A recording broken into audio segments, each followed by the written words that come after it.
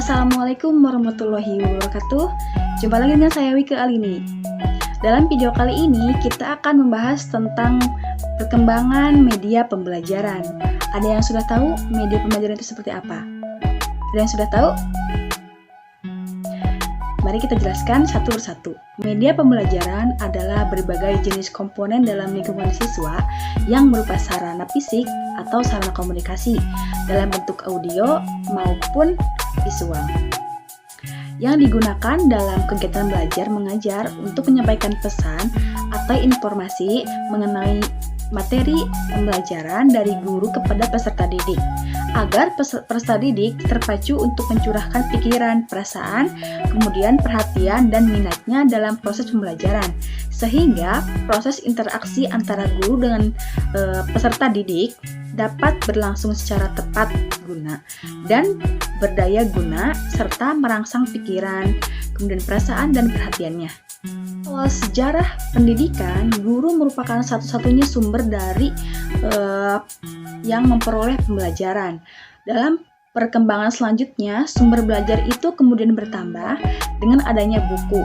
Pada masa itu, kita mengenal tokoh bernama Johann Amos Comenius yang tercatat sebagai orang yang pertama yang menulis buku bergambar yang ditunjukkan untuk anak sekolah. Buku tersebut berjudul Orbis Sensualium Pictus, dunia tergambar, yang diterbitkan pertama kali pada tahun 1657.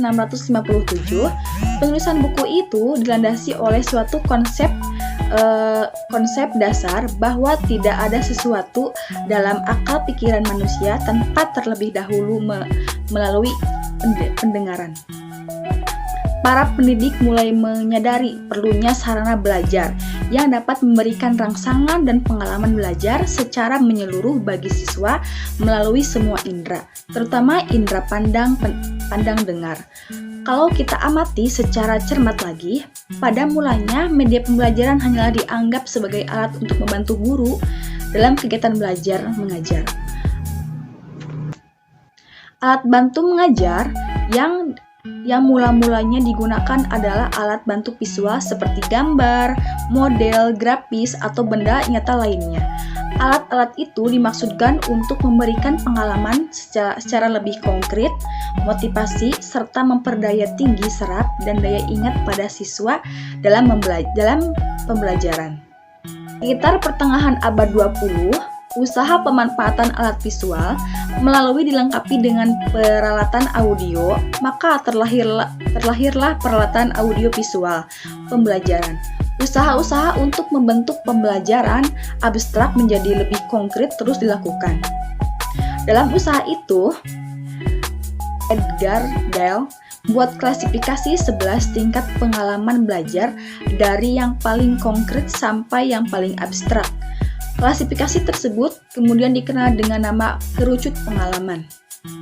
Ketika itu, para pendidik sangat terpikat dengan kerucut pengalaman tersebut, sehingga pendapat Dale tersebut banyak dianut dalam pemilihan jenis media yang paling sesuai untuk memberikan pengalaman belajar tertentu.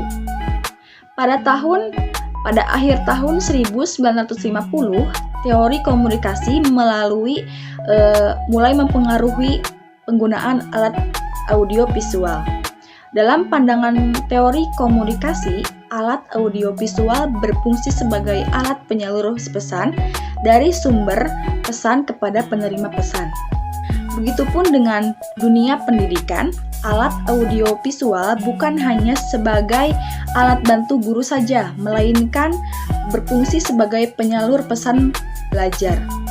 Sayangnya, waktu itu faktor siswa yang merupakan komponen utama dalam pembelajaran belum mendapat perhatian yang khusus. Pada tahun 1960-an, para ahli mulai memperhatikan siswa sebagai komponen utama dalam pembelajaran. Pada saat itu, teori behaviorisme mulai mempengaruhi penggunaan media dalam kegiatan pembelajaran. Teori ini telah mendorong diciptakannya media yang dapat mengubah tingkah laku siswa sebagai hasil proses pembelajaran. Produk media pembelajaran yang terkenal sebagai hasil teori ini adalah diciptakannya teaching machine atau mesin pengajaran dan program interaction atau disebut juga pembelajaran terprogram. Tahun 1965 sampai 1970, pendekatan sistem mulai menampakkan pengaruhnya dalam dunia pendidikan dan pengajaran. Pendekatan sistem ini mendorong digunakannya media sebagai bagian integral dalam proses pembelajaran. Media yang tidak lagi hanya dipandang sebagai alat bantu guru, melainkan telah diberi wewenang untuk membawa pesan belajar. Hendaklah merupakan bagian integral dalam proses pembelajaran. Mungkin cukup sekian penjelasan kali ini tentang perkembangan media pembelajaran.